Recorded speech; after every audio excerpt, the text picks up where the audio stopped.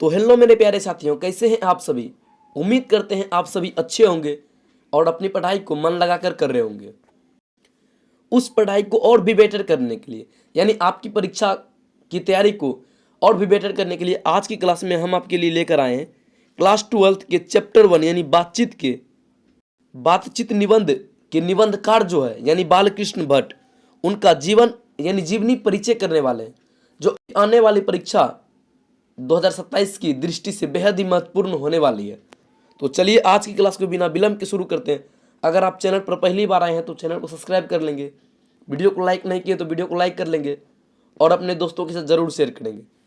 तो बातचीत के जो निबंधकार है यानी बालकृष्ण भट्ट जी, जिनका जन्म 1844 ईस्वी को हुआ और निधन 1914 ईस्वी को हुआ, हिंदी के प्रारंभिक युग के प्रमुख पत्रकार, निबंधकार तथा हिंदी के आधुनिक आलोचनाओं के प्रवर्तकों में अग्रणी बालकृष्ण भट्ट का जन्म 23 जून 1844 ईस्वी को के दिन हुआ, यानी 23 जून 1844 को हुआ था। कब हुआ था? 23 जून 1844 ईस्वी को हुआ। जिनके पिता बेनी प्रसाद भट्ट जी और माता पार्वती देवी, जो एक सुसंस्कृत महिला थी और पिता एक व्यापारी थे। तो बालकृष्ण भट्ट की जो माता थी एक सुसंस्कृत महिला थी, जिन्होंने बालकृष्ण भट्ट जी के मन में अध्ययन की रुचि जगाई। ये क्वेश्चन बेहद ही महत्वपूर्ण है कि बालकृष्ण भट्ट के जो है जीवन में शिक्षा की रुचि किसने जगाई, तो इनकी माता ने इनके अध्ययन की रुचि इनके जीवन में जगाई थी। तो ये क्वेश्चन बेहद ही महत्वपूर्ण है आपके लिए।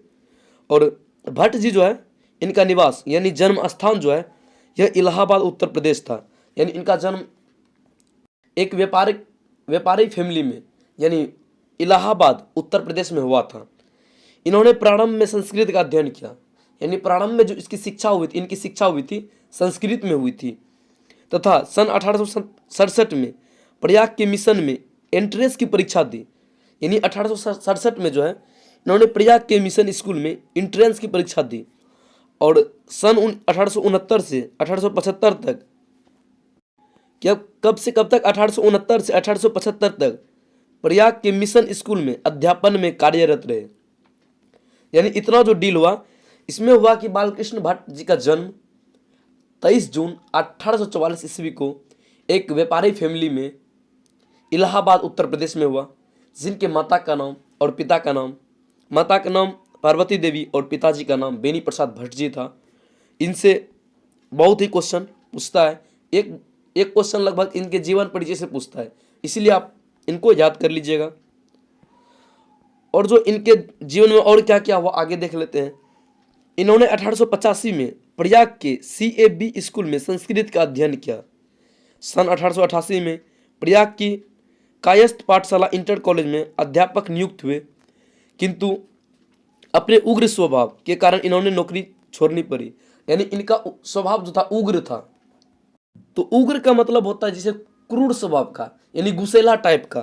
यानी ये जो बालकृष्ण भट्ट जी थे ये गुस्सेला टाइप के थे, इसी के कारण से इन्होंने नौकरी छोड़ी। फिर ये लेखन में कार्य में लग गए। पिता के निधनोपरांत इन्हें विषम परिस्थितियों का सामना करना पड़ा। यानी जब इनका पिताजी का निधन हो गया तो इन्होंने विषम परिस्थिति यानी कठिन परिस्थितियों का सामना किया।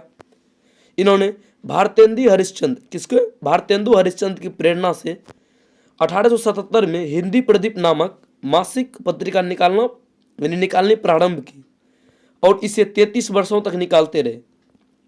ये जो क्वेश्चन है, ये जो इससे पहले लाइन पूछे, इन्होंने भारतेंदु हरिश्चंद्र की प्रेरणा से 1857 में हिंदी प्रदीप नामक मासिक पत्रिका निकालनी प्रारंभ की। ये बहुत ही महत्वपूर्ण क्वेश्चन है। यानी भारतेंदु हरिश्चंद्र, ये भी पूछता है। हिंदी प्रदीप पत्रिका किसने निकालना शुरू किया, ये भी क्वेश्चन पूछता है। उसके बाद कितने वर्ष तक निकालते रहे? 33 वर्षों तक। इन्होंने घोर आर्थिक संकटों से जूझते हुए हिम्मत से काम लिया और साहित्य के बालकृष्ण भट्ट का निधन 20 जुलाई सन 1914 के दिन, जो कि हिंदी साहित्य के लिए एक अपूरणीय क्षति थी। यानी इनका निधन 20 जुलाई 1914 ईस्वी को हुआ। तो ये जो टॉपिक था, इन टॉपिक से मोटा मोटी हम लोग निकालें तो ये जो लाइन घेरा हुआ है ये इनका सबसे महत्वपूर्ण लाइन है, जो आपकी ऑब्जेक्टिव यानी इससे ऑब्जेक्टिव बन सकता है और बनता भी है, हर एक साल पूछता भी है। और जो बच गया कि इनकी रचनाएं कौन सा भी है, तो बालकृष्ण भट्ट जो है अपना निम्नलिखित रचनाएं की है, जिनमें उपन्यास है इसका रहस्य कथा, नूतन ब्रह्मचारी, गुप्त बैरी, 100 अजान एक सुजान, रसातल यात्रा, उचित दक्षिणी, हमारी घड़ी, सद्भाव का भाव। इनमें जो आपका पूछता है 100 अजान एक सुजान, ये आप वीवीआई मार लीजिएगा, बस ये आप याद रखिएगा, उनके बाद इसमें नहीं पूछता है। और जो बच गया जैसे नाटक है इनका पद्मावती, किरता जुर्नीय, वेनी संगार, शिशुपाल वध, नल दमयंती, दमवंती स्वयंवर, शिक्षादान, चंद्रसेन, सीता वनवास, पतित पंचम, मेघनाथ वध, वीरनल्ला, इंडेश्वरी, भारत जननी, कट्टम सून की एक नकल, भारतवर्ष, दो सूरी, एक रोगी और एक वैद्य, बाल विवाह, रेल का विकट खेल। इनमें जो आपका एक रोगी और एक वैद्य और बाल विवाह, ये क्वेश्चन वीवीआई है, यानी और पद्मावती, ये 3 क्वेश्चन पूछता है इनसे, वीवीआई ये तीनों वीवीआई मार लीजिएगा। यानी नाटक में आपको 3 बताएं, पद्मावती, एक रोगी, एक वैद्य और बाल विवाह। उसके बाद आपको निबंध में बताए थे, सॉरी उपन्यास में बताएं कि 100 अजान एक सुजान, यानी इनका हम 4 रचना बता चुके हैं। उनके बाद इनका जो प्रहसन था, जैसा काम वैसा परिणाम, नई रोशनी का विषय, आचार विडम्बन, ईटीसी, ये आप नहीं भी याद कीजिएगा तो कोई दिक्कत नहीं है। निबंध जो इनका लगभग 1000 निबंध था, जो कि हिंदी साहित्य की अनमोल धरोहर है। भट्ट निबंध माला नाम से 2 खंडों से प्रकाशित एक संग्रह। उसके बाद इसके अतिरिक्त जो 1881 में की गई वेदों की युक्तिपूर्ण समीक्षा तथा सन 1846 में लाला श्रीनिवास दास के संयुक्ता स्वयंवर की आलोचना, ये जो 1886 है, इसमें से लाला श्रीनिवास दास के जो संयुक्ता स्वयंवर की आलोचना की, ये इनका बहुत फेमस है। ये आप जो है याद कर लीजिएगा, ये टॉपिक जो आपको हम वीवीआई मार देते हैं, ठीक है, ये क्वेश्चन पूछता है।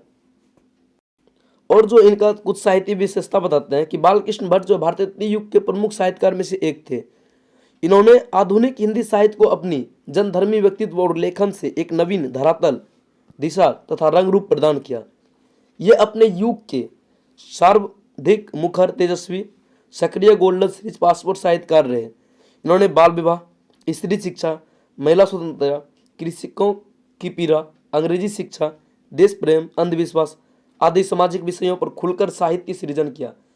इन्होंने एक सामाजिक कवि थे, जिन्होंने अपने समाज के बारे में लिखा। तो आपको इनका कृष्ण भट्ट जी के जीवनी परिचय और इनके अगले पाठ में हम लोग पाठ के बारे में करेंगे,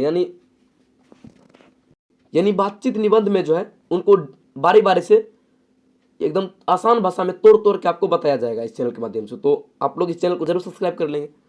मिलते हैं इसी तरह के नए वीडियो के साथ, तब तक आप अपना ख्याल रखें, अपने परिवार का ख्याल रखें। धन्यवाद।